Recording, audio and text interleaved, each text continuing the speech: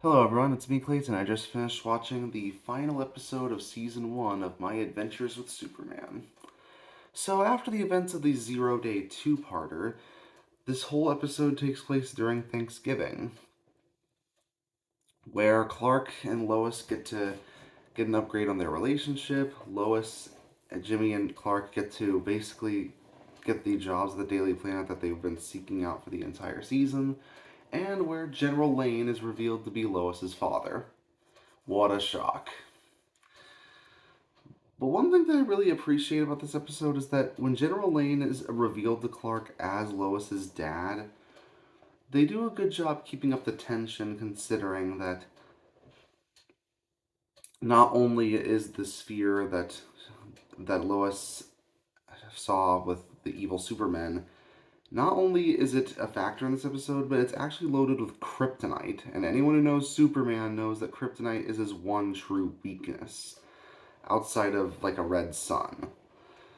So when Clark touches the kryptonite, it's actually pretty terrifying since he spasms out. Gets his veins are filled with a green liquid. He is in immense pain. But it turns out the kryptonite is also the one thing that can stop these robotic troops that all have Brainiac's insignia on them. So I'm pretty sure Brainiac is going to be one of the villains of season 2 in that respect. But considering what one of the villains said at the end of the episode, how a group of people on a planet will kneel to him, I'm guessing Zod is among them too. Because everyone knows the whole kneel before Zod thing. But we're not here to talk about Zod or Brainiac, considering that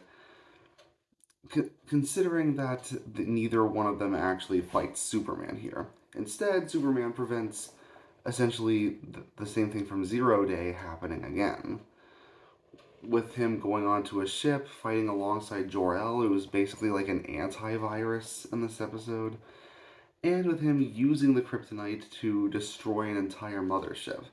All General Lane thinks he has to kill Superman, but Lois ends up stopping him by getting in the way of his shot. But don't worry, he doesn't actually shoot Lane. She just convinces him not to go for it, and he eventually sees reason.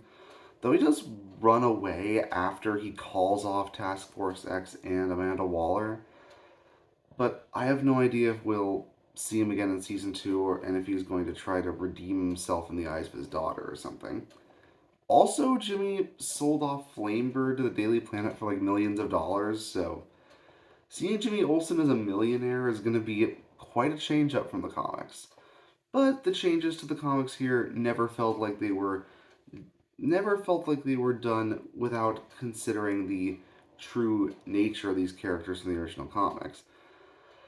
That's why I appreciate My Adventures with Superman. It's despite its darker moments and despite some harrowing scenes, it still feels like a generally optimistic and hopeful series throughout. Exactly the way Superman should feel. It should feel bright and optimistic, and it should feel like it's a show that says despite all of humanity's faults, they can be capable of great things when they're on Superman's side. And that Superman should feel like a hero who represents the best of us. That selflessness, that desire to help others at any cost. And this show does a great job portraying that. And it does a great job portraying Clark and Lois's relationship. It's the kind of origin story that we wish a lot of origin stories were like.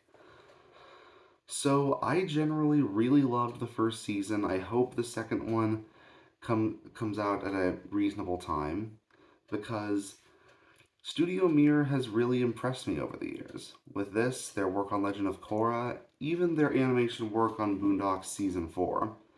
That's why I'm going to give My Adventures with Superman a 9 out of 10. See you next time.